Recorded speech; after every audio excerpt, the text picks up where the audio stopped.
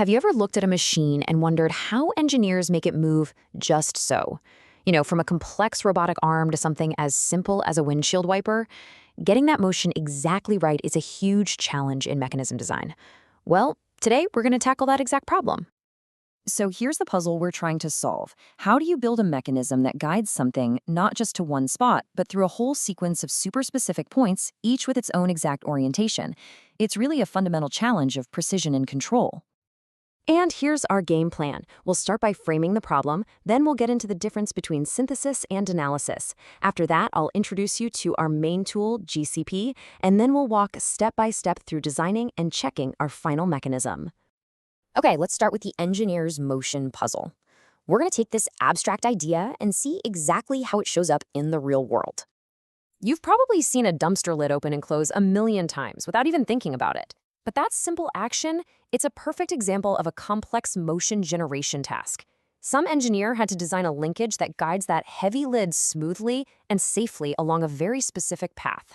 And that is exactly what we're learning how to do today. So to solve this puzzle, we first need to understand the two basic approaches in kinematics, analysis and synthesis. Today, we're really focusing on synthesis, which is definitely the more creative side of the coin. Let's break that down. Think of it like this. Analysis is when you already have a machine and you're just trying to figure out how it moves. It's pretty straightforward and there's usually just one right answer.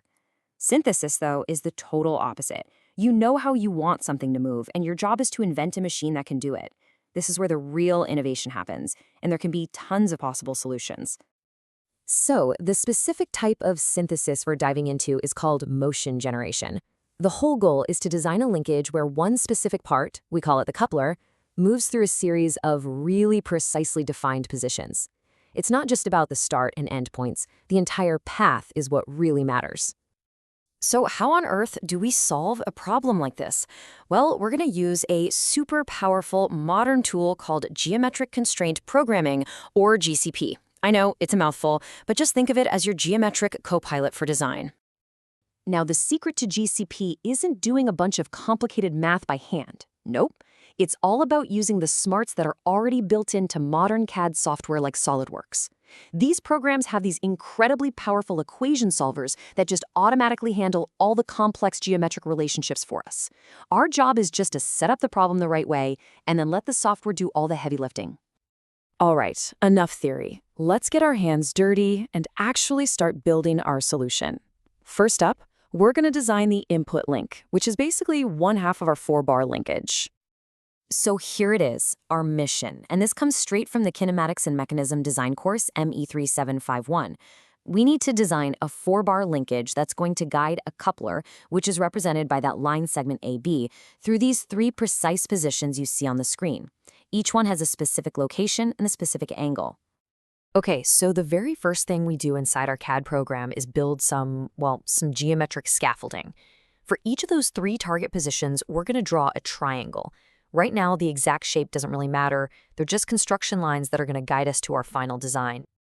Now, this next step is absolutely crucial. We use the software's constraint tool to tell it that the matching sides of all 3 triangles have to be equal in length. What this does is it forces them all to be congruent.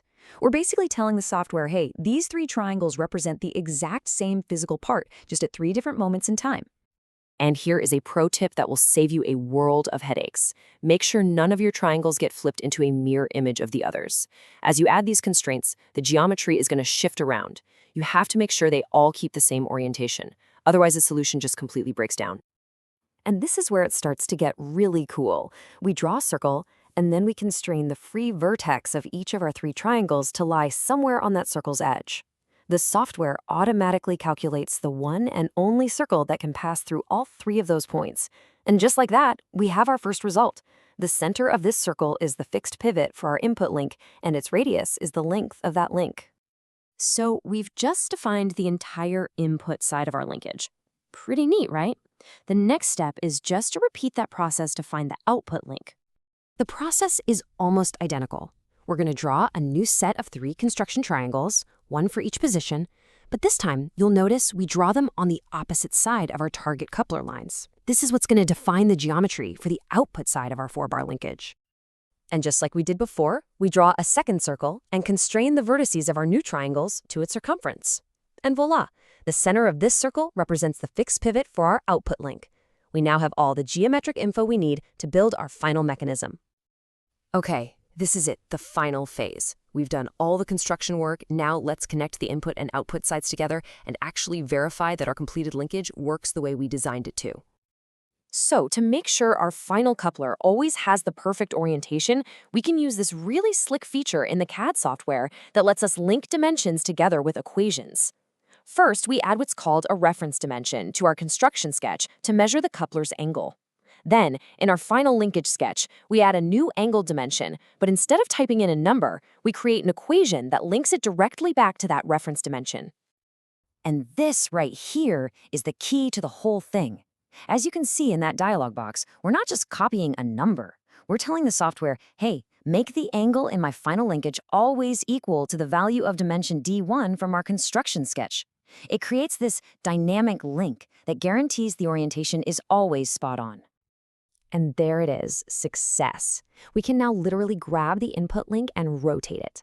As we do, you can see our final linkage, shown here in red, moves the coupler so that it passes perfectly through all three of our original target positions, with the exact right orientation at each one. It worked! But honestly, here's the most powerful part of this whole method. We didn't just find one solution, we actually unlocked an entire solution space. Because our construction circles weren't fully constrained, we can go back, drag their center points to totally new locations, and the software will instantly generate a completely new linkage that also solves the original problem. This flexibility is the real magic of geometric constraint programming. So we went from a really complex motion problem to a whole family of elegant mechanical solutions, all by using geometric constraints. So the only question left is this. Now that you have the tools to design a mechanism for pretty much any motion, what will you build?